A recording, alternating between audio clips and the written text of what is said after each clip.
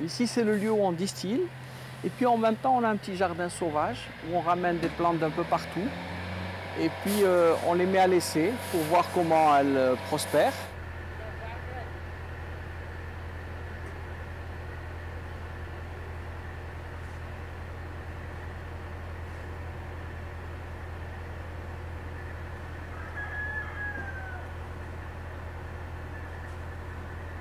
Parce qu'en fait, pour produire de l'huile essentielle, il faut une quantité considérable.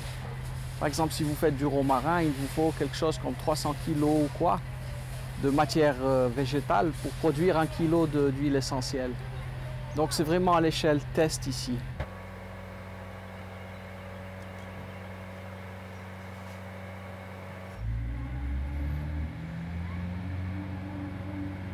Là, je suis en train de regarder l'état du géranium.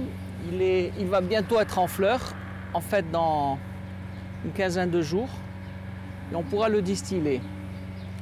Il s'agit là d'une variété de géranium odorant, Pelargonium rosens, qui donne en même temps une eau florale et une huile essentielle.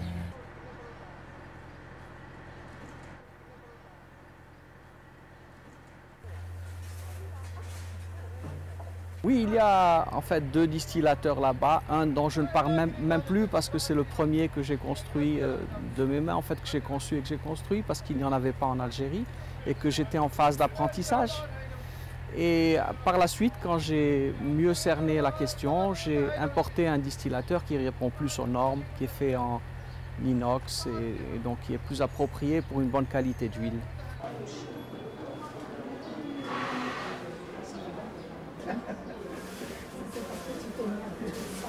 Nos grands-mères ne pratiquaient pas l'aromathérapie en tant que telle, puisqu'elles ne connaissaient pas le procédé pour distiller les huiles essentielles.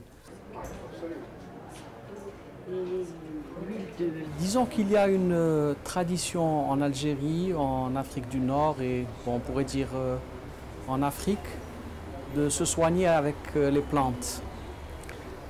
L'avènement de l'aromathérapie est quelque chose d'assez nouveau. Je dirais qu'il est plus connu par les couches qui ont eu accès à l'éducation.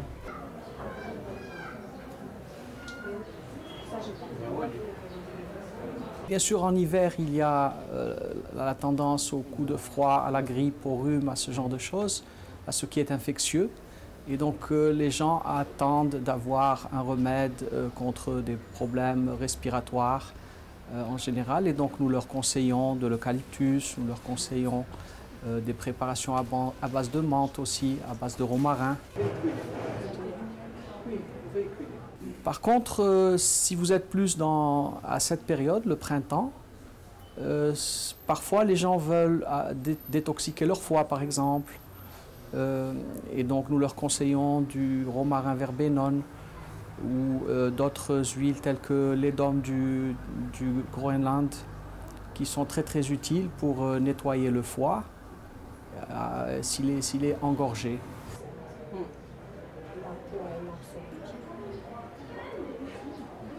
Alors la différence fondamentale, c'est que dans la pharmacopée, dans l'allopathie, le pharmacien ou l'industriel va extraire le principe actif de la plante et l'administrer au corps.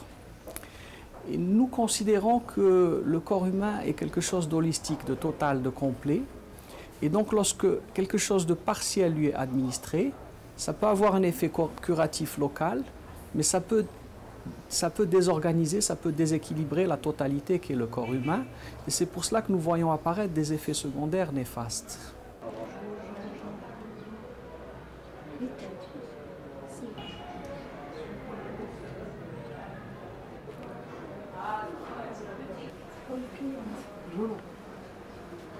Oui, de l'huile de menthe. C'est de l'huile de massage en même temps.